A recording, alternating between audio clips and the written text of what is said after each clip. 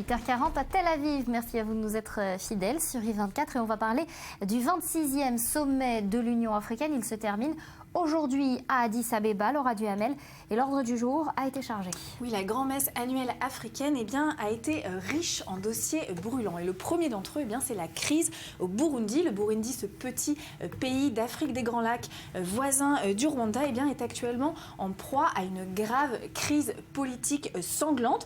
Alors tout a commencé en avril dernier. En avril dernier, le président Pierre Nkurunziza a annoncé vouloir briguer un troisième mandat qu'il a d'ailleurs finalement obtenu quelques mois plus tard avec près de 70% des voix. Mais depuis le mois d'avril, la violence se déchaîne dans les rues du Burundi. Violence entre les soutiens du parti au pouvoir et les opposants. Le tout sur fond de rivalité ethnique. Et on dénombre déjà 400 civils tués et plus de 230 000 réfugiés.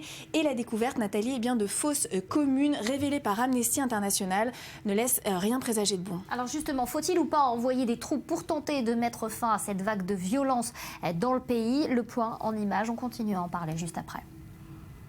Cela fait plusieurs semaines que l'alerte a été donnée, notamment par l'ONU, suite au recueil de témoignages. Mais cette fois, les experts d'Amnesty International en ont la preuve matérielle. Des exécutions de masse ont eu lieu au Burundi. Plusieurs charniers ont été localisés. Nous avons interviewé des témoins qui disent que les victimes ont été tuées à bout portant, qu'elles ont été exécutées de façon extrajudiciaire. Mais bien que nous soyons arrivés sur les lieux assez tôt le lendemain, les corps avaient déjà été enlevés. La vidéo et les images satellites que nous avons reçus sont extrêmement concordants avec les témoignages, disant que la police est arrivée en pick-up, a ramassé les corps, les a emmenés dans un lieu inconnu et les a enterrés dans les charniers. Ces exécutions ainsi que des viols collectifs auraient été commis par les forces de sécurité fidèles au président Pierre Nkurunziza. Comble de l'horreur, certains témoignages affirment que certaines exactions auraient été perpétrées selon des critères ethniques, les Tutsis ayant particulièrement été visés. Le pays vit au rythme des violences depuis plusieurs mois. Confronté à un mouvement populaire contestant sa réélection à un troisième mandat, le chef de l'État tente de mater ses opposants. Il a notamment fait condamner les militaires putschistes qui avaient échoué à lui prendre le pouvoir en mai dernier. Mais il a aussi verrouillé les médias. Plusieurs radios ont cessé d'émettre. Et récents signes de fébrilité. Deux journalistes étrangers, le français Jean-Philippe Rémy et le britannique Phil Moore, ont été retenus par la police pendant 24 heures avant d'être finalement libérés ce vendredi. Alors Laura, face à cette situation, que peut faire l'Union africaine ? Justement, depuis avant-hier, depuis l'ouverture du sommet, c'est la question qui est sur toutes les lèvres. En décembre, l'Union africaine avait déjà prévu l'envoi d'une force de maintien de la paix de 5000 hommes au Burundi, initiative qui a reçu dernièrement le soutien de Ban Ki-moon. Mais le président burundais Pierre Nkurunziza refuse toute ingérence et dès lors, l'Union africaine se retrouve face à une situation inédite. Jamais depuis que cette organisation panafricaine a été créée depuis 2002, elle n'avait été confrontée à une telle situation. Et d'ailleurs, pour pouvoir envoyer une force de maintien de la paix contre l'aval du dit pays, il faut recueillir l'aval des 2/3 des dirigeants, dont beaucoup, on le sait en Afrique, ne sont pas parvenus eux-mêmes démocratiquement au pouvoir et pourraient éventuellement regretter, craindre la création d'un précédent. Et selon ceux qui filtrent des dernières réunions qui ont lieu en ce moment même à Addis Abeba, les dirigeants africains seraient en train de faire marche arrière. Ils se dirigeraient plutôt vers une solution politique. Ils voudraient organiser des négociations entre le parti au pouvoir et entre les opposants. Reste à voir évidemment si ces négociations vont réellement voir le jour. Et dès lors, la question qui se pose, c'est celle de l'autorité même de l'Union africaine face à de telles situations, la question de son impuissance. Alors justement, on va en parler de cette possible impuissance avec un spécialiste de l'Afrique, chercheur à l'IRIS, Philippe Hugon. Bonjour, merci d'avoir accepté ce matin de répondre à nos questions. Qu'est-ce qu'on doit penser de cette décision prise par l'Union africaine sur le Burundi et du refus de l'envoi d'une force? Est-ce que ce n'est pas finalement un échec pour l'organisation, le signe qu'elle n'a pas d'influence tangible sur le continent noir? Oui, tout à fait. On sait très bien que dans le cas présent, il y a quand même un risque qui n'est pas négligeable de génocide. Il y a 230 000 Burundais qui ont quitté le pays depuis la crise liée à la candidature et au fait que Pierre Nkurunziza s'est représenté. On sait que le secrétaire des Nations Unies, Ban Ki-moon, a fortement incité l'Union africaine à respecter ce qu'elle avait dit, c'est-à-dire l'envoi de 5 000 hommes pour avoir un effet préventif par rapport à la crise. Or, on sait très bien que l'Union africaine, en réalité, c'est un syndicat de chefs d'État, que beaucoup de ces chefs d'État ne sont pas élus démocratiquement, développent le principe de la souveraineté nationale de chacun des États. Il faut effectivement 2/3 de voix pour que, selon l'article qui permet un droit d'ingérence, il y ait des possibilités d'envoi de troupes. Et donc, il y a certains pays également voisins du Burundi qui ne veulent pas qu'il y ait des forces d'intervention, les intérêts des pays voisins. Chacun qui tente de tirer la couverture à soi. En dehors du Burundi, il y a d'autres dossiers complexes qui mobilisent les dirigeants africains. Je pense au terrorisme, il est présent au Sahel avec AQMI, au Nigeria, au Cameroun avec Boko Haram, en Somalie, au Kenya avec les Chebab. Concrètement, elle peut faire quoi, l'Union africaine, pour lutter contre ce fléau ? Alors, ça, c'est une autre question. Disons que la question du Burundi, c'est fondamentalement une question interne qui n'est pas liée aux questions de terrorisme ou de djihadisme. Tout à fait. Par contre, c'est vrai qu'il y a un problème sur lequel l'arrivée nouvelle du nouveau président, Idriss Déby, président du Tchad et président donc de l'Union africaine remplaçant le président Mugabe, va se mobiliser, c'est-à-dire aujourd'hui face à d'une part Boko Haram qui est lié à l'État islamique, face aux différentes mouvances qui sont liées à Al-Qaïda. Il est évident que les pays africains sont en situation d'insécurité. Que c'est un défi important pour les pays africains. Ça suppose une coopération évidemment régionale. Merci beaucoup. Coopération des services d'enseignement et coopération militaire. Merci beaucoup Philippe Hugon pour ces explications. On va à présent passer à l'essentiel de l'actualité internationale, en bref et en images. 2 terroristes ont poignardé dans le dos et légèrement blessé un jeune de 17 ans à côté de la porte de Damas. Ça s'est passé à Jérusalem hier soir. L'un des terroristes s'est rendu seul aux forces de sécurité. L'autre est toujours recherché.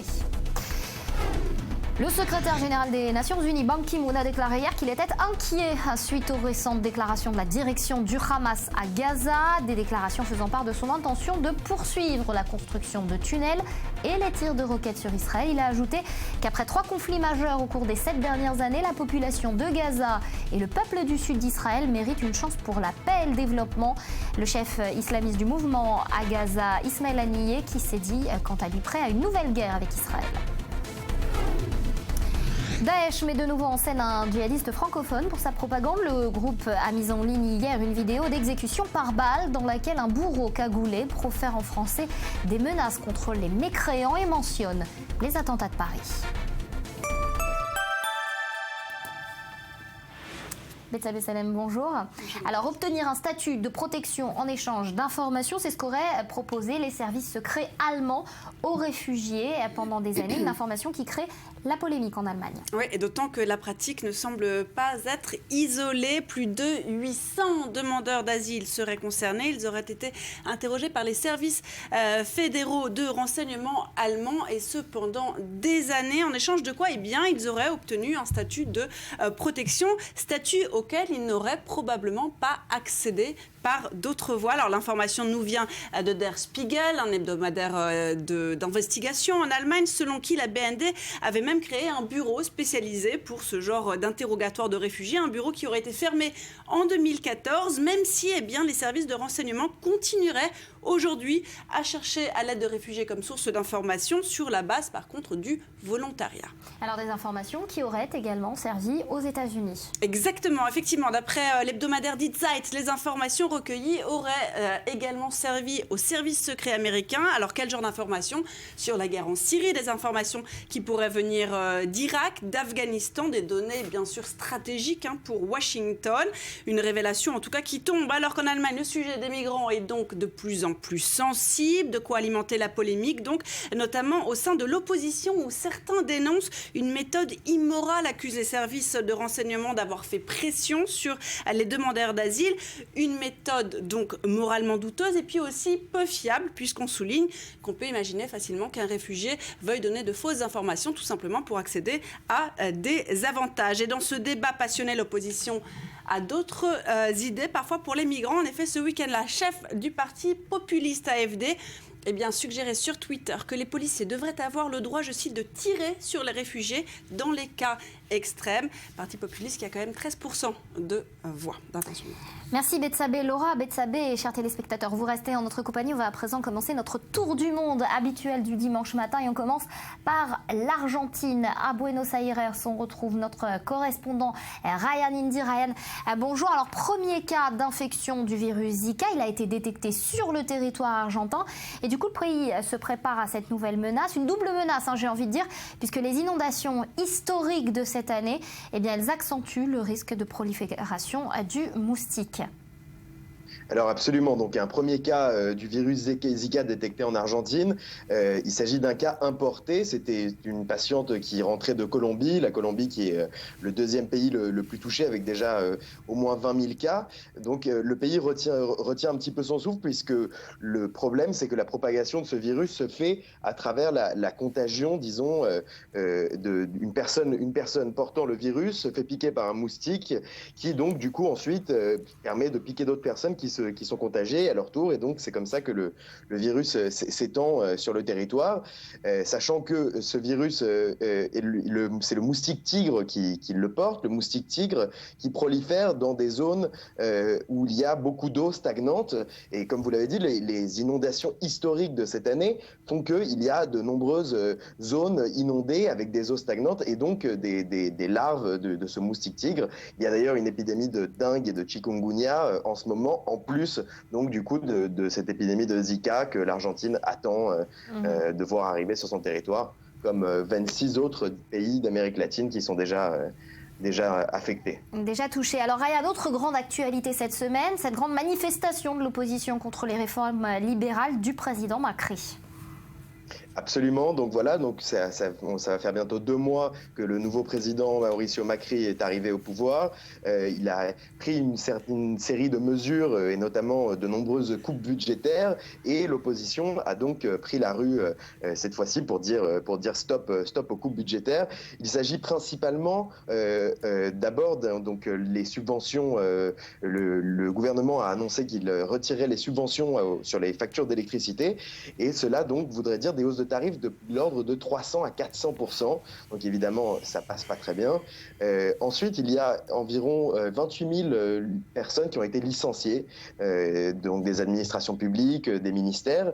Et voilà, donc il s'agit de ce que les Argentins appellent des gnocchis. Des gnocchis, ce sont des travailleurs qui seraient un peu payés à ne rien faire. Donc ils ont pris la rue avec donc des gnocchis, des pâtes, comme un signe de protestation pour dire qu'au contraire, ils sont fondamentaux.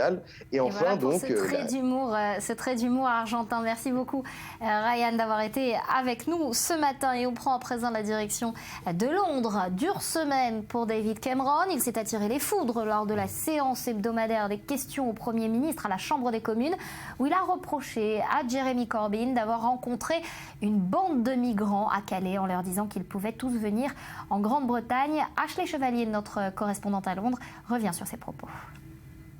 Mercredi dernier, David Cameron s'est attiré les foudres de l'opposition à la Chambre des communes. En cause, une nouvelle sortie sur les réfugiés. Le Premier ministre qui a qualifié les demandeurs d'asile de Calais de bande de migrants. Un dérapage qui n'en est peut-être pas vraiment. En tout cas, David Cameron n'a pas présenté d'excuses, contrairement à ce que demandaient ses opposants.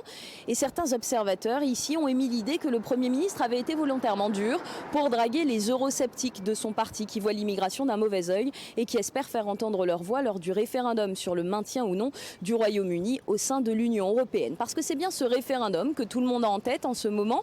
Les négociations avec les partenaires européens sont dans leur phase finale et David Cameron est dans un étau en quelque sorte déchiré entre les eurosceptiques à qui il veut prouver qu'il restera ferme sur les questions d'immigration et notamment avec la suppression des allocations accordées aux immigrés et ses partenaires européens qui ne sont pas du tout favorables à cette mesure. Pour accélérer le processus et s'assurer qu'un accord sera bien trouvé lors du prochain sommet européen les 18 et 19 février prochains, David Cameron a bousculé son agenda cette semaine. Il s'est rendu à Bruxelles pour rencontrer directement Jean-Claude Juncker, le président de la Commission européenne.